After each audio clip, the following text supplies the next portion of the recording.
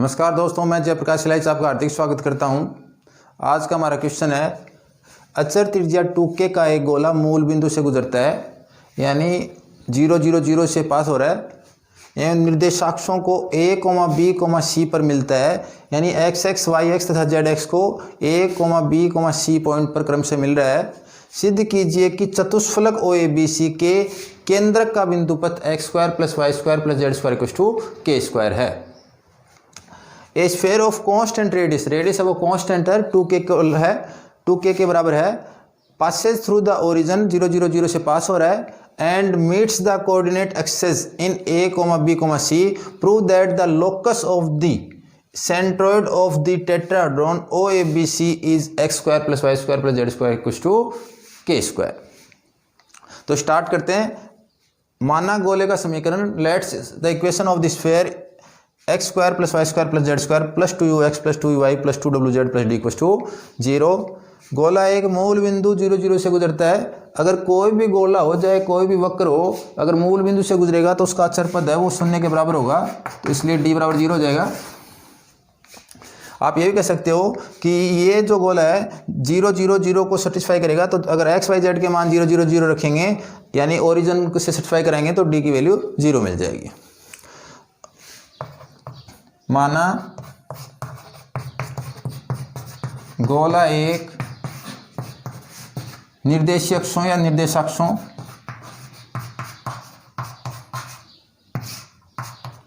को बिंदुओं A α, 0, 0, B 0, β, 0 तथा C 0, 0, गामा पर मिलता है।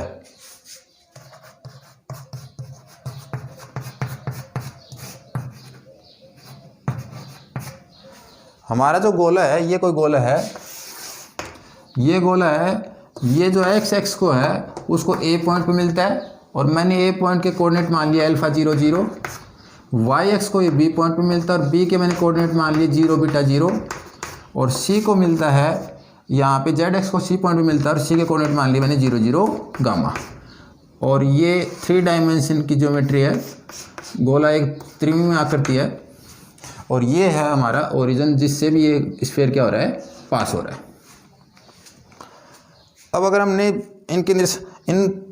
हम कहेंगे कि sphere 1 meets the axes coordinate axes at A, B and C। अब अगर ये बिंदु गोले के, अगर ये बिंदु हम देख रहे हैं कि गोले के ऊपर विद्यमान है, या तो हम कह सकते हैं कि ये बिंदु गोले के समीकरण को संतुष्ट करेंगे, और गोले के समीकरण को संतुष्ट करेंगे तो हम लिख सकते हैं, अगर पहला पॉइंट अगर कहें α 0 0 अगर गोले के ऊपर है या गोले को काटता है, मिलता है, तो हम कहेंगे कि ये होगा α², x की वैल्यू मैंने अल्फा रखी, y और z की वैल्यू 0 0 रखेंगे तो ये 0 हो गया, x की वैल्यू अल्फा रखेंगे तो 2u α प्लस d = 0। तो हमें पता चला कि y और z के जो भी पद हैं वो तो 0 जाएंगे, x के स्थान में मैंने अल्फा रख दिया। इसी प्रकार अगर मैं दूसरे बिंदु से गुजारूँ 0 β 0 से, तो x और z की वैल्यू तो 0 जाएगी, और y की वैल्यू बीटा रख देंगे, तो हमारी इक्वेशन बनेगी β² + 2v β + d = 0। और इसी प्रकार तीसरे बिंदु से गुजारेंगे तो γ² + 2w गामा + d = 0। हमें पता है कि d की वैल्यू है वो अभी हमने निकाली थी, इक्वेशन 2 में 0 है, तो d की वैल्यू अगर मैं 0 पुट कर दूं तो हमारी इक्वेशन हो जाएगी α² + 2u α = 0, β² + 2v β = 0, γ² + 2w गामा = 0। और ये हमने प्रीवियस लेक्चर में भी ये क्वेश्चन हमारे सामने आई थी, तो उससे आपको याद हो तो u की वैल्यू आई थी -α/2, v की वैल्यू आई थी -β/2, और w की वैल्यू आई थी -γ/2। सरल करने पर हमें u का मान प्राप्त हुआ -α/2, v का मान प्राप्त हुआ -β/2, w का मान प्राप्त हुआ -γ/2। इसको मैंने कहा इक्वेशन नंबर 3।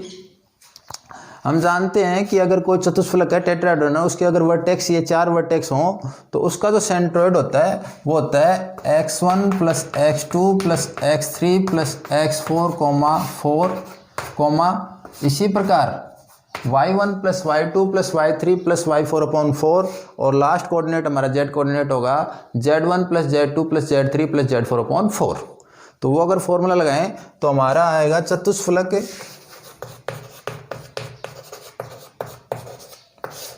जो हमारा टेट्राहेड्रॉन है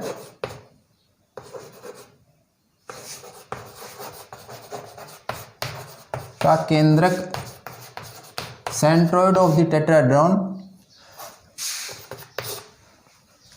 x1 plus x2 plus x3 plus x4/4। तो ये हो जाएगा 0 plus alpha plus 0 plus 0/4 comma 0 plus 0 plus beta plus 0/4 y1 plus y2 plus y3 plus y4/4 z1 plus z2 plus z3 plus z4/4। तो ये हो जाएगा 0 plus 0 plus 0 plus gamma बटे 4। इसको सरल करेंगे तो ये हो जाएगा alpha by 4 comma beta by 4 comma gamma by 4। ये हमारा सेंट्रोइड आ गया। अब प्रश्न में क्या दे रखा है, प्रश्नानुसार अकॉर्डिंग टू क्वेश्चन गोले की त्रिज्या radius of sphere equal to 2k और गोले की त्रिज्या का रेडियस ऑफ स्फीयर का फॉर्मूला होता है u square plus v square plus डब्ल्यू स्क्वायर माइनस डी का underroot equal to 2k। U v डब्ल्यू की वैल्यू हम यहाँ से रख देंगे। तो यहाँ पे u की वैल्यू माइनस अल्फा बाई 2, इसका स्क्वायर करेंगे तो अल्फा स्क्वायर बाई 4। तो ये हो जाएगा अल्फा स्क्वायर बाई 4, v का स्क्वायर करेंगे तो बीटा स्क्वायर बाई 4, w का स्क्वायर करेंगे तो गामा स्क्वायर बाई 4 और d की वैल्यू हमने इक्वेशन 2 में निकाली थी 0 का अंडररूट इक्वल टू 2k। इसको अगर और सरल करें तो ये स्क्वायर कर देते हैं, दोनों पक्षों का वर्ग कर देते हैं। तो हो जाएगा alpha square plus beta square plus gamma square, bracket के अंदर जो राशि है रूट के अंदर जो राशि है उसका हमने एलसीएम ले लिया और दोनों पक्षों का वर्ग कर दिया। तो यहाँ पे आ गया 4k स्क्वायर, ब्रैकेट में लिख देंगे वर्ग करने पर स्क्वायरिंग बोथ साइड। इसको और सरल करेंगे तो हो जाएगा alpha square plus beta square plus gamma square, cross multiply से यहाँ पे आ जाएगा 16k स्क्वायर। इसलिए चतुष्फलक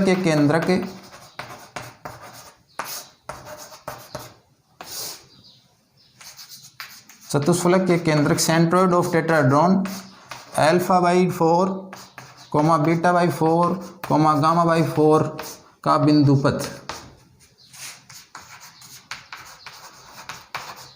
Hence locus of the centroid alpha by 4 comma beta by 4 comma gamma by 4 of the tetrahedron is। अगर हमें चतुष्फलक के केंद्रक का बिंदुपथ ज्ञात करना है, ये केंद्रक है, तो हमारा किसी भी बिंदु का अगर बिंदुपथ ज्ञात करते हैं तो उस बिंदु का जो x निर्देशांक होता है उसके स्थान पे हम रखते हैं x। तो अल्फा बाई 4 के स्थान पे रखना है हमें x, और या फिर ये कहो कि अल्फा के स्थान पे रखना है 4x। ये हमारा रफ वर्क है। तो हमें अल्फा बाई 4 के स्थान पे x रखना है, यानी अल्फा के स्थान पे 4x रखना है। तो इस इक्वेशन पे अल्फा के स्थान पे 4x रख दिया तो ये हमारा हो जाएगा 4x का होल स्क्वायर प्लस यहाँ पे बीटा के स्थान पे बीटा अपॉन 4 के स्थान पे y रखना है, तो बीटा के स्थान पे 4y आ जाएगा। तो ये जाएगा 4y का होल स्क्वायर, ये हो जाएगा 4z का होल स्क्वायर और इक्वल टू में 16k स्क्वायर है तो हमारा वो एज इट इज रह जाएगा 16k स्क्वायर। और सोल्व करेंगे तो 16x square plus 16y square plus 16z square equal to 16k square. दोनों पक्षों से 16 कॉमन लेके कैंसिल कर देंगे तो 16 हमने कॉमन लिया और कैंसिल किया तो x square plus Y square plus Z square equal to k square. ये हमारा आंसर हो जाएगा। क्वेश्चन है अचर त्रिज्या 2k का एक गोला मूल बिंदु से गुजरता है एवं निर्देशाक्षों को a, b तथा c पर मिलता है। चतुष्फलक OABC के केंद्र का बिंदुपथ है। तो आपको अभी भी हमने क्वेश्चन सोल्व किया है तो इसका आंसर हो जाएगा x square plus Y square plus Z square equal to k square. ध्यान रखना एग्जामिनर अगर सीधा क्वेश्चन देता है तो कोई दिक्कत वाली बात नहीं है, कई बार थोड़ा सा चेंज कर देता है, रेडियस 2k के स्थान पे कुछ भी दे सकता है। मान लो रेडियस जो भी देगा तो हमारा आंसर आएगा रेडियस अपॉन 2 का होल स्क्वायर। अगर ये रेडियस यहाँ पे 2k है तो 2k/2, 2 से 2 डिवाइड हो जाएगा और k² आ गया। अगर मान लीजिए यहाँ पे रेडियस k होती तो हमारा आंसर आता k/2 का होल स्क्वायर, यानी k²/4, 4 इस साइड में मल्टीप्लाई हो जाता। तो हमें ध्यान रखना है कि चतुष्फलक के लिए ये आंसर होगा, और अगर हम त्रिभुज की बात करें तो त्रिभुज के लिए ये आंसर होगा। यानी ये जो आंसर है वो टेट्राहेड्रॉन के लिए है, और ये जो आंसर है वो ट्रायंगल के लिए। तो आपको अगर इसके टेट्राहेड्रॉन का जो सेंट्रोइड का लोकस पूछे तो आपको रेडियस में 2 से डिवाइड करके होल स्क्वायर करना है, और अगर आपको ट्रायंगल के जो सेंट्रोइड है, ट्रायंगल का सेंट्रोइड है, उसका अगर आपको लोकस पूछे तो आपको रेडियस को 2/3 से मल्टीप्लाई करके उसका होल स्क्वायर करना है। धन्यवाद।